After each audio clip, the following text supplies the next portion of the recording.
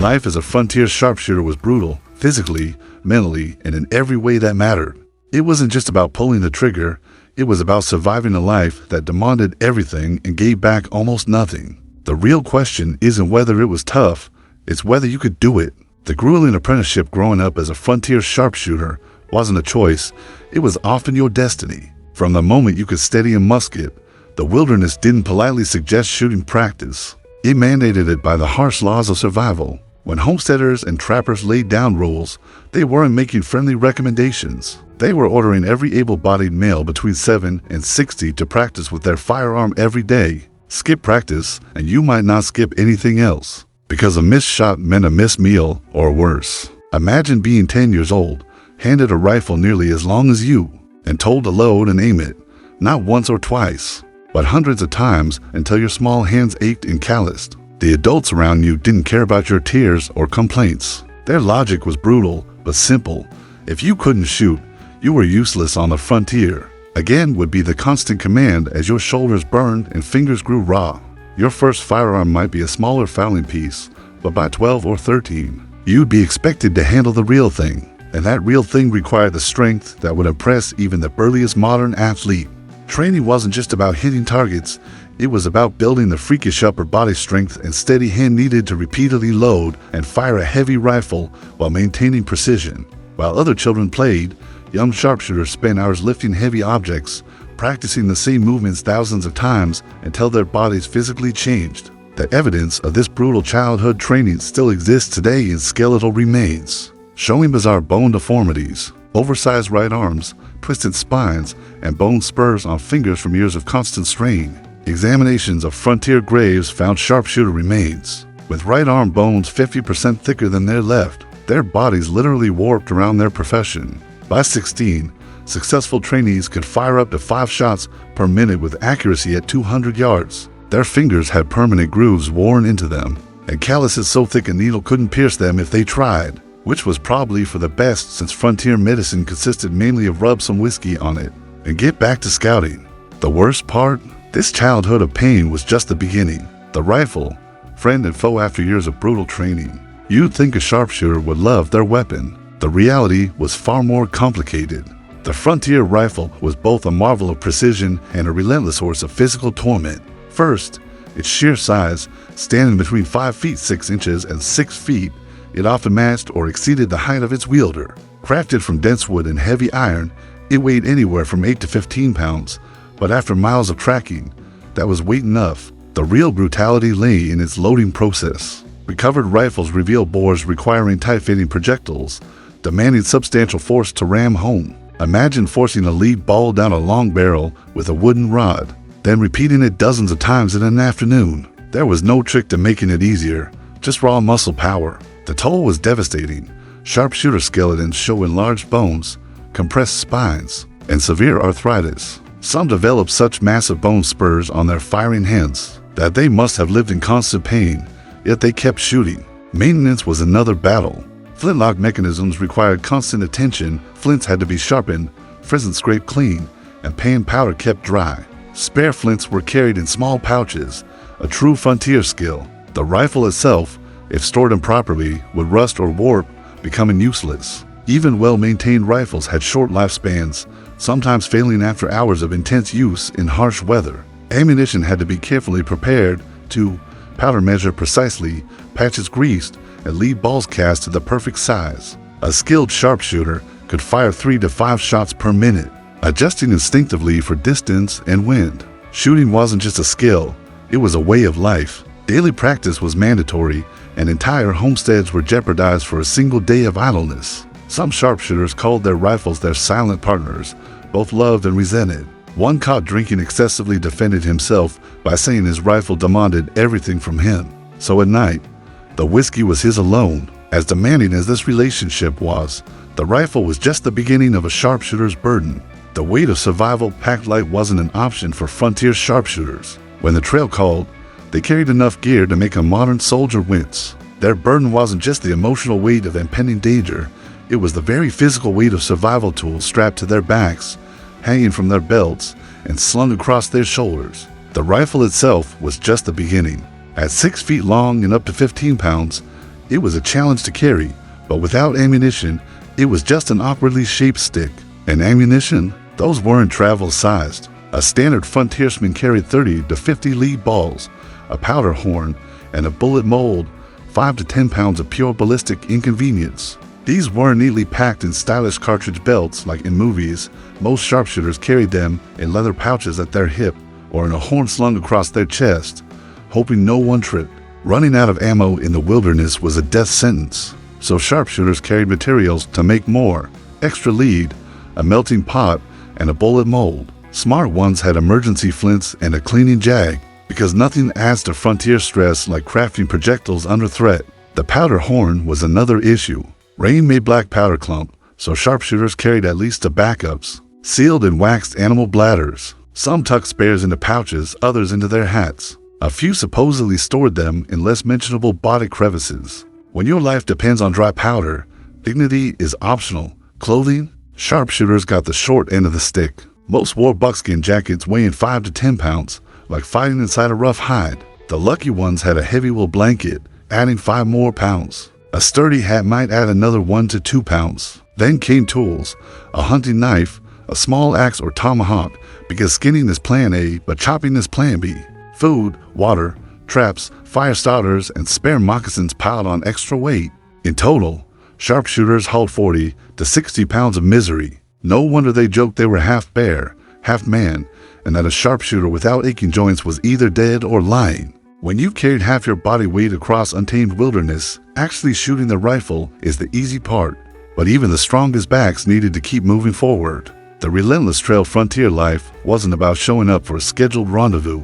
It was about surviving the journey to get there. A brutal ordeal that claimed lives before a single shot was fired. The day started before sunrise. No coffee, no energy drinks, just cold water and stale jerky if you were lucky.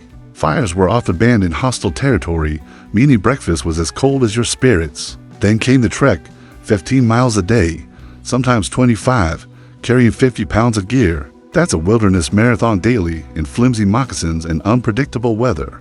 Trails were more like suggestions of a path with extra suffering. Paved roads were non-existent, so frontiersmen trudged through dense forests, across rocky plains, and through swamps that seemed designed to break ankles. Maps were rudimentary at best, so guides, sometimes unreliable ones, led the way. A French trapper described American sharpshooters as moving like a plague of wolves, their feet so hardened that thorns seemed to yield. That wasn't poetic. It was a bitter complaint from people watching their traps get trampled. The footwear situation was grim. Sharpshooters typically had one pair of leather moccasins, thin soles, no padding, definitely not waterproof. When they wore out, replacements came from whatever was available, including cloth wrappings or even scavenged hide from kills. Some hardened their feet in advance by walking barefoot on gravel or rubbing them with bear grease and ash. Weather turned everything into a nightmare. Summer meant heat stroke, winter meant frostbite, rain meant misery for all. Cold soaked everything, gear got heavier, and black powder became useless. Some parties just stopped moving when the rain was too bad, preferring to lay over drowning in mud. Sleep was a luxury, no tents unless you were a wealthy explorer. Most sharpshooters slept on the ground, wrapped in cloaks, hoping bugs and predators wouldn't feast on them. Food: hardtack that needed soaking to be edible, dried venison tougher than rawhide, and foraging, a polite term for taking whatever you found. By the time they reached their destination, sharpshooters were already half dead. Unfortunately for their enemies, that made them twice as dangerous. The march might break bodies, but it forged resolute spirits, and those spirits would need every ounce of resolve once the actual shooting began. The dance of death sharpshooters weren't just guys with rifles. They were highly trained specialists operating with the precision of wilderness predators. Their formations, or lack thereof, turned skirmishes into deadly duels. The basic sharpshooter approach, spread out, taking cover, seemed simple, but every detail was carefully planned. Terrain, wind, sun position, enemy movement. Seasoned frontiersmen treated the wilderness like an oversized chessboard. A slight rise in the ground meant better visibility. A thicket behind them prevented flanking. Sun in the enemy's eyes was bonus points for making adversaries squint. Sharpshooters didn't stand in straight rows. They moved fluidly, using natural cover. Not just to look stealthy, but to make their shots converge on targets from multiple angles. This increased the kill zone, making dodging a near impossible task. The math behind these engagements was terrifying. A well-trained sharpshooter could fire 3 to 5 shots per minute, 10 sharpshooters over a minute, 30 to 50 shots per minute. At a large engagement, perhaps 50 sharpshooters participated, meaning they would rain down 150 to 250 shots a minute. That's not a skirmish, that's a hailstorm. But this wasn't random shooting. Against infantry, sharpshooters picked off leaders and exposed targets, forcing enemies to advance while being systematically thinned. Against cavalry, sharpshooters aimed at both the riders and their terrified, soon-to-be riderless mounts. Shots weren't just fast, they were lethal. A rifle ball from a frontier gun hit speeds of over 1,500 feet per second and could penetrate thick hide or even light armor. Even heavy coats offered little protection.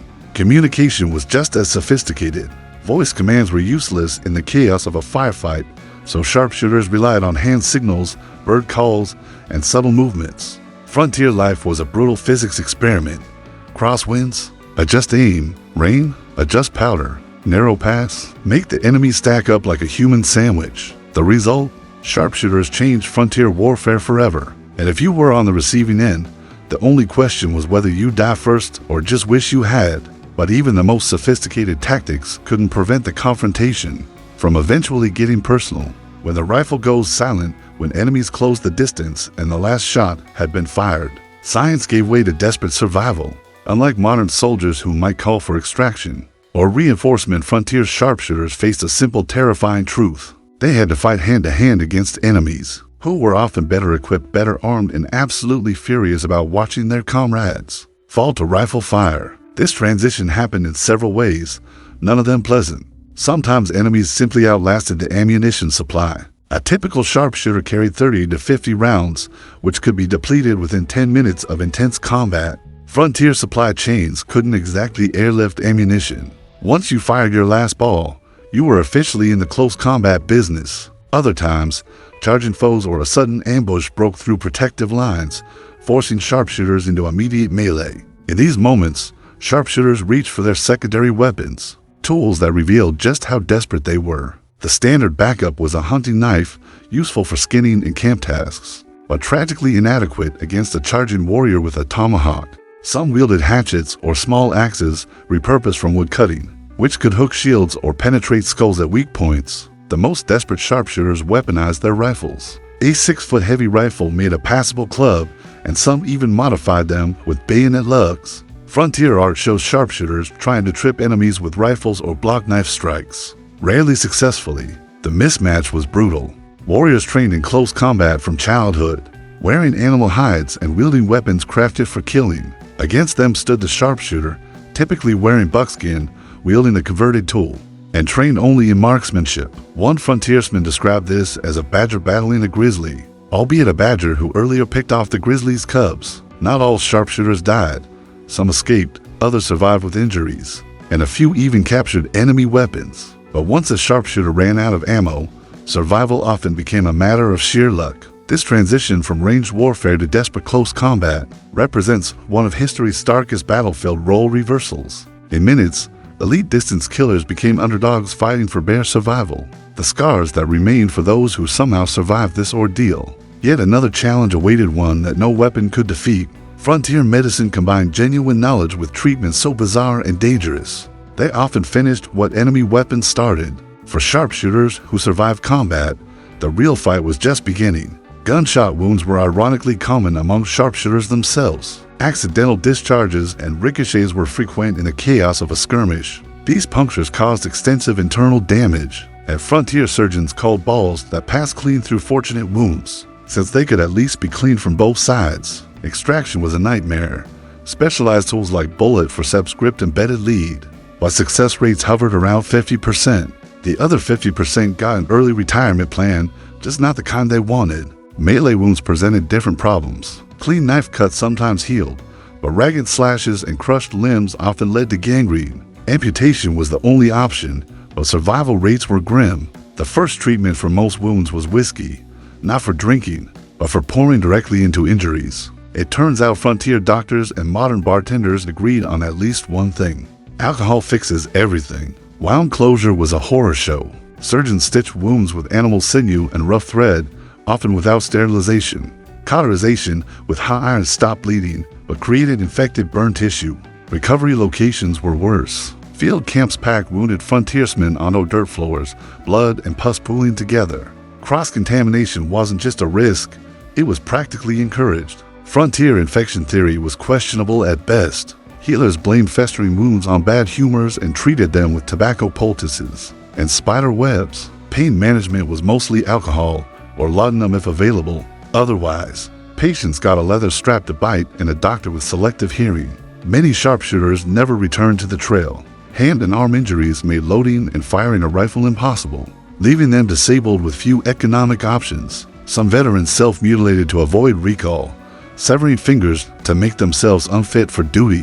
When cutting off a finger sounds like the best career move, you know the job has some issues. The economic wilderness having survived training, marching, battle, and wounds. A sharpshooter might think the worst was behind them. Frontier sharpshooters didn't exactly enjoy lucrative compensation packages for their dangerous services. The financial reality of this profession was as brutal as the physical demands, creating a life of perpetual economic insecurity for those who survived long enough to worry about money. A skilled frontiersman or scout might earn a modest wage from fur companies or government expeditions, perhaps a few dollars a month, roughly what an average laborer in a settled town might make. This might sound reasonable until you consider the actual purchasing power. A few dollars would buy a limited supply of essentials or a few rounds of drinks at a trading post. Sharpshooters weren't starving, but they certainly weren't saving for retirement either. Payment schedules added another layer of frustration.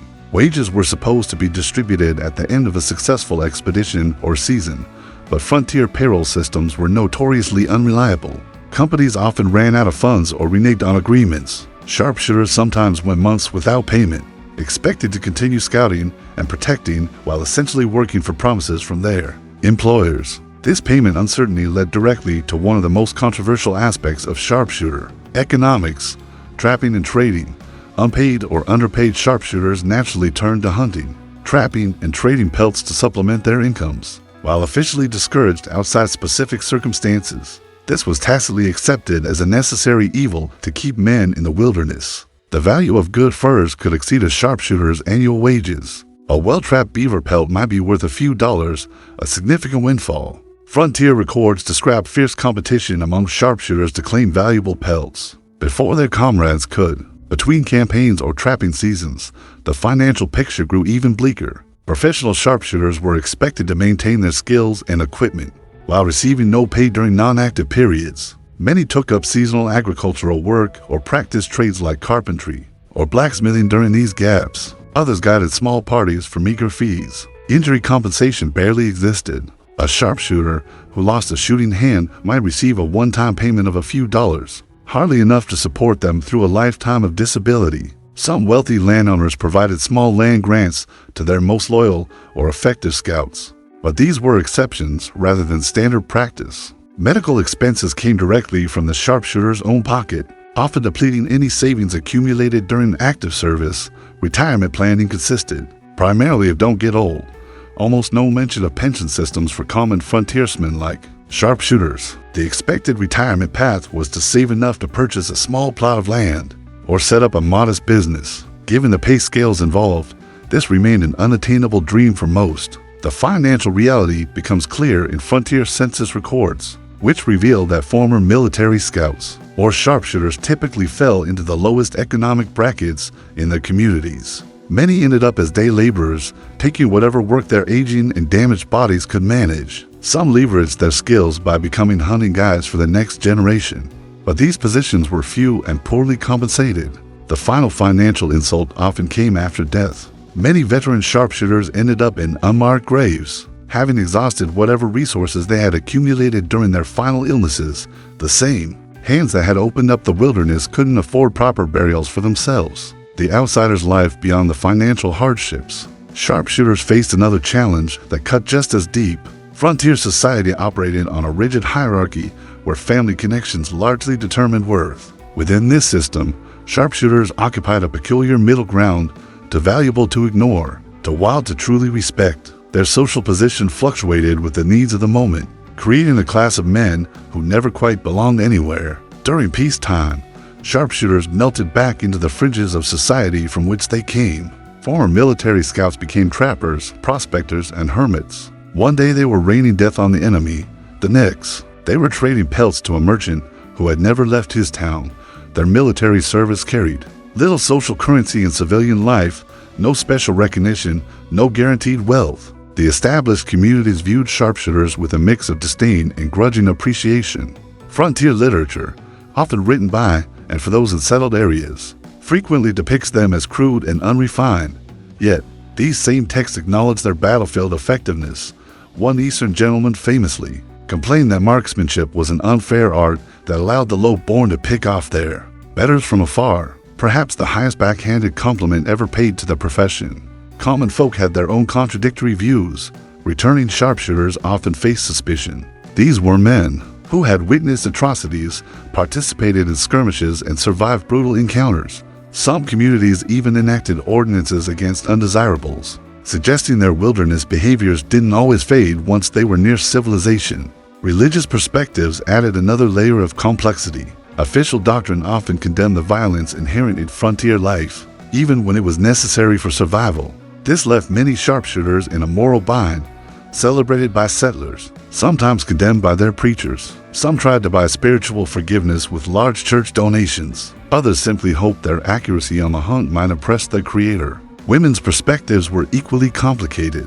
Sharpshooters had unique skills, making them attractive providers. However, their frequent absences and high mortality rates made them unreliable long-term partners. Some frontier settlements even had noticeably higher widow rates. In areas known for supplying scouts and sharpshooters, the phrase, "till death do us part," probably hit a little bit close to home. Children viewed sharpshooters with both awe and dread. Boys admired them, but feared being selected for the grueling life. Recruiters arriving in nascent settlements were met with a peculiar mix of excitement and hidden sons. Mothers stuffed their strongest boys into rude cellars while fathers reluctantly presented them. Knowing survival depended on having a useful skill. Ultimately, sharpshooters lived between worlds, respected in conflict, tolerated in peace, or rarely fully integrated into settled society. They mastered a weapon so demanding it altered their bodies, faced dangers that would terrify modern soldiers, and did it all for wages that barely kept them fed. So, do you think you have what it takes to be a frontier sharpshooter? If so, congratulations. You've got more grit than most townspeople who ever wore fancy clothes.